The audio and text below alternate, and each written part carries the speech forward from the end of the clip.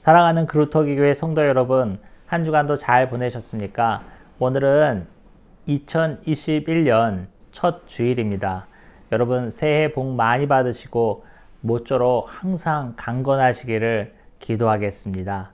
오늘은 새해 첫 주일 예배이기 때문에 주제를 조금 바꿔서 사실은 이번 연도 21년도 그루터기 교회에 표가 있어요. 모여서 예배 드리지 못했기 때문에 설명을 못 드렸는데 표어는요, 아멘 주 예수여 오시옵소서. 계시록 22장 20절에 있는 말씀입니다. 우리 같이 한번 읽어볼까요? 계시록 22장 20절인데요. 오늘 본문입니다. 아멘 주 예수여 오시옵소서. 짧죠?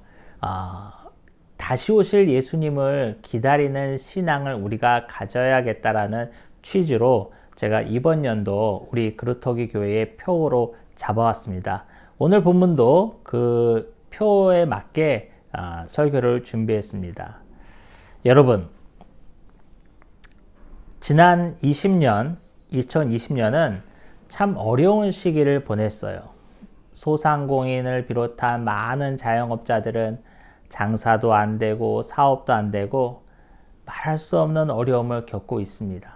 그로 인해서 거기에서 알바했던 사람들, 또 그쪽에 또 납품하고 거래했던 사람들조차 또 연쇄적으로 많은 어려움을 겪게 됐어요. 행간에는 알바 자리도 구할 수 없다. 왜냐하면 가게가 다 문을 닫으니까 거기에 알바를 쓸 수가 없는 거죠. 가게세도 못 내고 있는데 문을 열면 마이너스인데 이런 상황에서 어떻게 알바 자리를 쓰겠습니까? 취약한 계층에 더 많은 어려움이 부과된 게 바로 작년 2020년입니다. 코로나로 인해서 우리는 많은 어려움과 한 번도 겪어보지 못했던, 한 번도 가지 못했던 길을 우리는 걸어왔습니다. 그리고 그런 길을 언제까지 가야 되는지 알지도 못한 채 지금 세월이 하루하루 지나고 있습니다.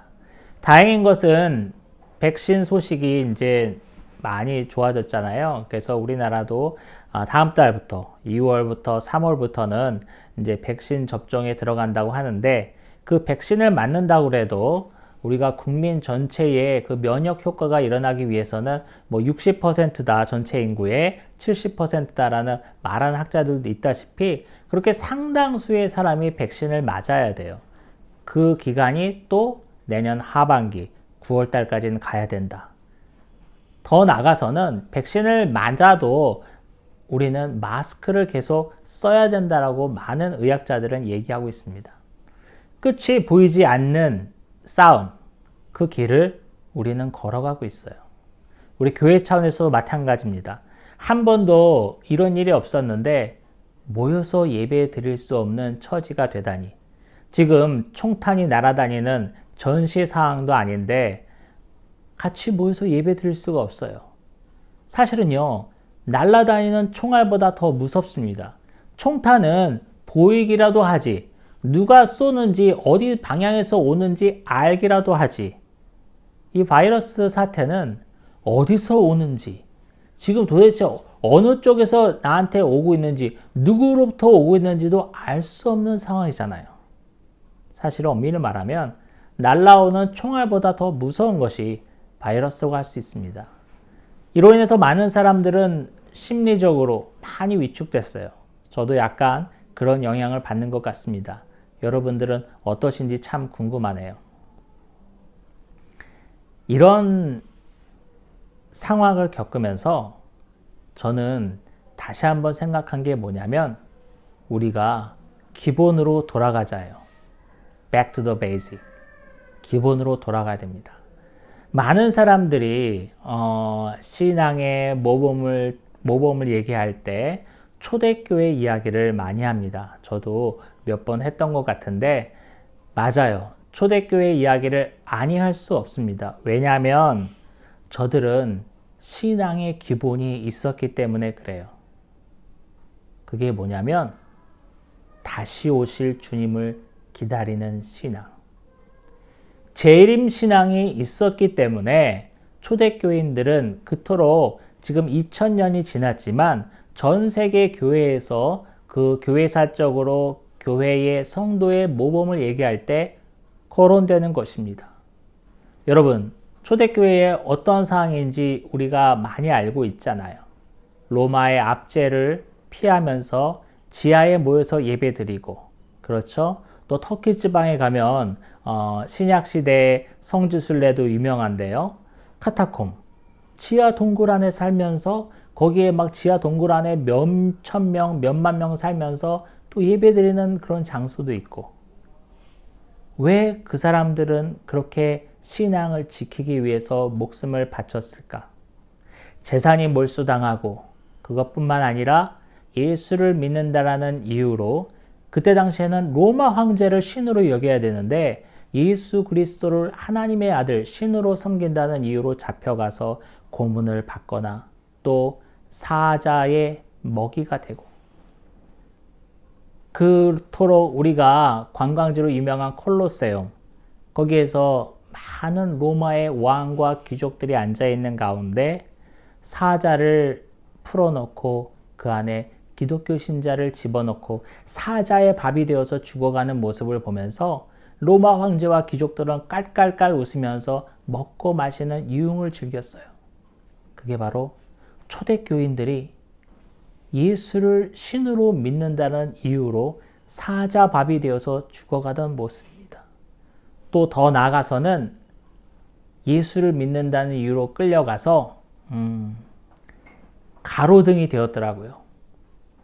나무에 묶어놓고 기름을 뿌려놓고 그 그리스도인 기독교 신자를 불을 태워요, 밤에. 그럼 밤새 탈 거 아닙니까? 그게 가로등이야. 얼마나 처참합니까? 우리가 밤길을 걸을 때 보이는 가로등에 사람이 매달려 있어 불타고 있다고 생각해 보세요. 예수 믿는다는 이유로. 왜 그들은 그런 많은 수모와 고통을, 핍박을 이겨낼 수 있었을까? 그 이유는 딱 한 가지입니다. 주님이 다시 오실 것을 믿었기 때문에 그래요. 아멘. 예수 그리스도가 성경에 쓰여 있는 대로 다시 오실 것이라고 믿었기 때문에 그렇습니다. 완전 초창기 초대교인들은 성경이 다 쓰여지지 않았으니까 성경이 한 300년경부터 완성되기 시작했잖아요. 정경화되고. 그러니까 그때는 뭐예요? 예수님 자신이 하늘로 올라가면서 내가 이렇게 올라가는 것을 너희가 본 것처럼 내가 그대로 내려오리라.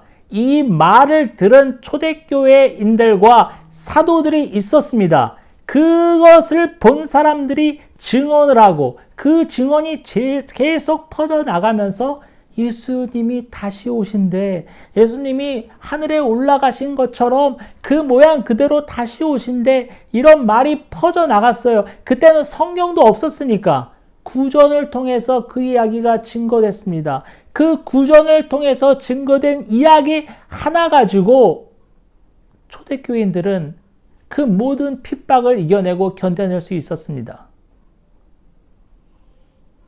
우리는 완전하게 기록된 성경을 지금 보고 있습니다. 분명히 주님께서 다시 오시리라는 말씀을 수만 군데 해 놓으셨어요. 오늘 그루터기 교회 표어가 뭐라고 그랬죠? 아멘, 주 예수여 오시옵소서. 계시록 마지막을 장식하고 있는 문구입니다. 저와 여러분은 예수 그리스도를 기다리고 있습니까? 오늘 우리의 표어처럼 아멘, 주 예수여 오시옵소서 라고 주님을 부르고 있습니까? 주님을 기다리고 있습니까? 생각해 봐야 합니다. 주님, 지금 오시면 안 되겠어요. 지금은 때가 아닌 것 같습니다. 우리 아이 장가나 가거든, 우리 아이 취직이나 하거든, 이러고 있지 않습니까? 과연 주님이 지금 오셔도 될까요? 오히려 거꾸로 반문하고 싶을 정도입니다. 우리 기독교는 시간을 계속 지나면서 점점 약해지고 있습니다. 교세도 약해지고 있고요. 또 말할 수 없이 약해지고 있어요. 부끄러운 모습입니다. 현대화의 물결, 또 물질 만능주의의 물결에 우리 기독교는 처참하게 무너지고 있습니다. 마치 중세시대에 교회가 타락했던 모습과 똑같습니다. 왜냐하면 교회 안에 세상 모든 것이 들어왔기 때문에 그래요. 교회는 세상을 변화시켜야 되는데 교회가 세상에 의해서 변화되었기 때문에 그렇습니다. 우리의 모습은 어떻습니까? 저와 여러분의 모습은 어떻습니까? 변하지 않았습니까? 우리가 성도라는 말을 많이 씁니다. 성도는 한자 그대로 거룩한 무리입니다. 거룩한 무리예요. 영어로는 saints, 그렇죠? 거룩한 무리입니다. 이 거룩이라는 말은요, 성경에서 말할 때 거룩이란 말은 아주 중요한 특징이 있는데 그건 뭐냐면 거룩해, 홀리 이런 게 아니라 하나님 거로 구별된 것이 거룩입니다. 뭐라고요? 하나님 것으로 구별된 것. 이게 거룩이에요. 그러면 성도는요, 하나님의 것으로 구별된 사람들의 무리예요. 세상의 것이 아니라 아무개의 것이 아니라 하나님의 것으로 구별된 것을 우리가 거룩이라고 하고 거룩한 무리가 성도니까 우리 성도는 하나님 것으로 구별된 사람들이 성도입니다. 많은 사람들이 성도로 그러면은 교회에서 제일 작은 낮은 집단으로 직분으로 여기는 경우가 많이 있어요. 뭐 장로님, 권사님, 집사님, 아무것도 없으면 성도님. 그런데요, 아니에요. 성도 가운데 안성빈 목사도 있는 거고 김 집사님도 있는 거고 박 장로님도 있는 거고 다 있는 겁니다. 성도가 정확한 교인의 이름이에요. 신분입니다. 저와 여러분은 하나님의 것으로 구별되어 있습니까? 세상의 것이 되고 있지 않습니까? 이미 되어 있지 않습니까? 자문해 봐야 됩니다.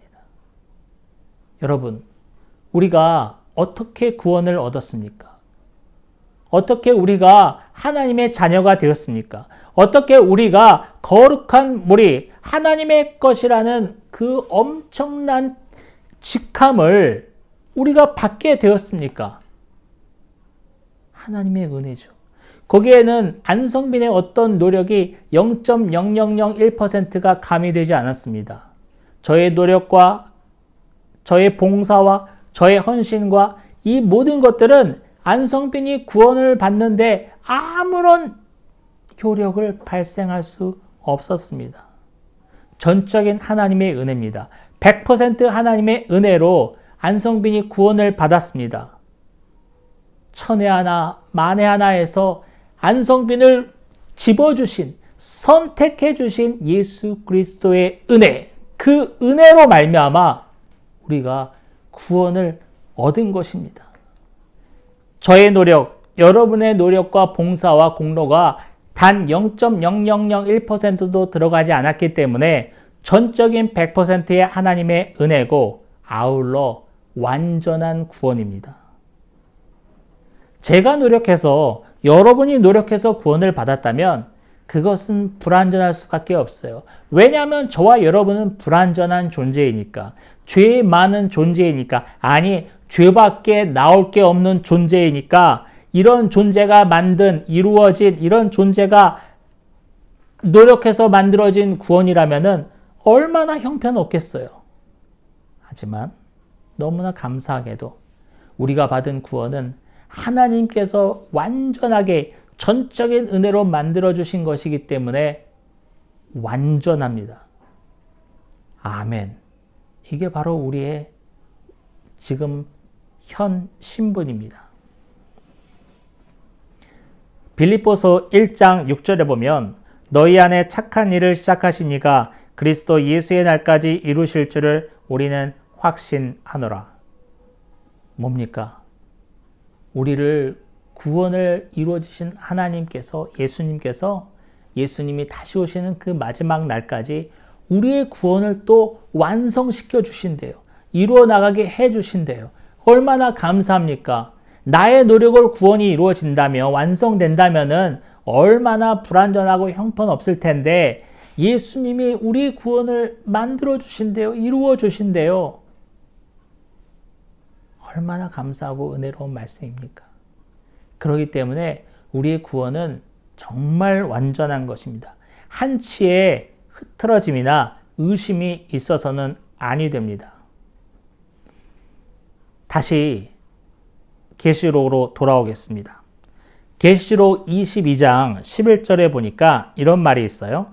불의를 행하는 자는 그대로 불의를 행하고 더러운 자는 그대로 더럽고 의로운 자는 그대로 의를 행하고 거룩한 자는 그대로 거룩하게 하라. 보라, 내가 속히 오리니 내가 줄 상이 내게 있어 각 사람에게 그가 행한 대로 갚아주리라. 나는 알파와 오메가요 처음과 마지막이요 시작과 마침이라. 아멘. 마지막 때에는 불의한 자가 있고 또 선을 행한 자가 있고 더러운 자가 있는데 그대로 놔두라는 거예요. 왜냐하면 그대로 심판받기 때문에 그렇습니다. 그리고 12절에 보니까 보라 내가 속히 오리니 내가 그 행한 대로 갚아주리라. 여러분, 행한 대로 갚아주시는 예수님이 오신다는 것을 믿고 있습니까? 아멘. 기다리고 있습니까? 아멘. 우리의 신앙을 알아볼 수 있는, 체크할 수 있는 바로미터가 되는 말씀입니다. 우리가 얼마나 다시 오시는 예수 그리스도를 기다리고 있느냐, 그 정도에 따라서 우리의 신앙의 여부가 어느 정도인지 알 수 있다는 것입니다. 시금석이 될 수 있는 기준이 됩니다. 그리고 13절에 보니까 나는 알파와 오메가요 처음과 마지막이요 시작과 마침이다. 여러분, 작가가 책을 쓸 때 작가의 스타일에 따라서 좀 다르겠지만 대부분의 작가는요, 자신이 하고 싶은 이야기를 제일 처음에 쓰거나 아니면 제일 마지막에 쓰거나 아니면 제일 처음과 마지막 동시에 쓰거나 이렇게 자신의 쓰고 싶은 주제를 이렇게 배치합니다. 그래서 우리가 국어 시간에 두괄식이다, 미괄식이다, 양괄식이다 이런 말을 배웠잖아요. 성경도 마찬가지예요. 제일 처음에 어떻게 시작하죠? 태초에 하나님이 천지를 창조하시니라. 마지막은 뭐예요? 오늘 우리 교회 표어죠. 아멘, 주 예수여 오시옵소서. 아멘, 주 예수여 오시옵소서. 예수 그리스도는 알파와 오메가와 시작이고 끝인데 그 예수 그리스도가 마지막에 오실 것을 성경은 언급하고 있습니다. 제일 중요한 말이라는 거예요. 예수 그리스도가 오신다는 그 말. 성경의 맨 마지막에 써 있는 우리 성도들이 거룩한 무리가 가져야 할 마음가짐, 신앙의 본보기 뭐라고요? 아멘, 주 예수여 오시옵소서. 이게 바로 우리의 자세가 되어야 합니다. 우리의 삶의 모토가 되어야 합니다. 예수님은 반드시 다시 오실 것입니다. 이제 머지 않았습니다. 오늘 밤에 오실 것처럼 우리 사십시다. 오늘 이렇게 예배드리고 아멘 하고 예배 마치면 바로 예수님이 오실 것처럼 우리 사십시다. 그런 마음이 필요합니다. 제가 아는 권사님이 이런 얘기를 하셔서 참 은혜 받은 적이 있어요. 뭐냐면 그 양반이 이제 지하철에서 지하철을 기다리다가 띠리리링 띠리리링 무슨 열차가 들어오고 있습니다. 무슨 열차가 들어오겠습니다. 안내방송이 나오잖아요. 그러면 사람들이 열차 오는 방향을 이렇게 쳐다봐요. 그렇죠? 요즘은 스크린 도어가 다 있기 때문에 쳐다보는 사람이 이렇게 많지 않은데 스크린 도어 없었을 때 얘기니까 그때는 진짜 열차가 오는지 한번 쓱 쳐다보는 사람들 많았어요. 그러면서 그 권사님은 그런 생각을 했대요. 쓱 열차가 오는지 쳐다보면서 주님, 이 열차가 오기 전에 오시겠습니까? 아멘. 또 내릴 때가 다 됐어요. 장지역에서 내린다고요. 이번 정거장은, 이번 역은 장지역입니다. 안내 멘트가 나오죠? 그러면 권사님은 내리기 전에 주님, 내가 내리기 전에 주님이 오시겠습니까? 이렇게 속마음으로 그렇게 기다렸다고 그래요. 기도했다고 그래요. 참 인사이트 있는 이야기입니다. 저와 여러분 어떻습니까? 아, 주님 지금은 안 되는데 내가 지금 적금 들어놓은 게 있는데 이거 다음 달 만기인데 이거 나 타고, 주님 내가 다음 달에 이거 중도금 내고 이제 입주하는데 주님 새 집에서 내가 좀 살아보고요. 주님이 오시고 싶어도 오지 못하는 건 아닐까요? 물론 그렇진 않겠지만. 저와 여러분은 어떠냐 말입니다. 2021년 시작되었습니다. 작년에도 참 힘들었는데 올해도 힘들 것 같습니다. 그렇게 빨리 좋아질 것 같지는 않습니다. 이런 힘든 시기를 보내는 저와 여러분, 이겨낼 수 있는 방법은 단 한 가지예요. 주님을 기다리는 거예요. 주님, 어서 오시옵소서. 주님, 오시옵소서. 주님을 기다리는 사람은, 재림신앙을 가지고 있는 사람은 함부로 살지 않습니다. 함부로 자신의 입술과 몸과 마음을 굴리지 않는단 말이에요. 세상과 타협하지 않는단 말이에요. 목에 칼이 들어와도 마음이 흔들리지 않는단 말이에요. 왜? 주님이 다시 오시고 그 행한 대로 갚아주실 리가 곧 오시는데 내가 이 칼 앞에서 흔들려서야 되겠느냐? 내가 이 돈 앞에서 흔들려서야 되겠느냐? 자신의 삶을 다잡을 수 있는 원동력은 자신의 도덕력과 도덕성과 청렴결백성이 아니라 뭐예요? 주님을 기다리는 마음으로 내 삶이 단도리가 되는 것입니다. 행한 대로 갚아주실 그가 오시는데 내가 이렇게 살 수 있어요? 이렇게 할 수 있어요? 못하는 거예요.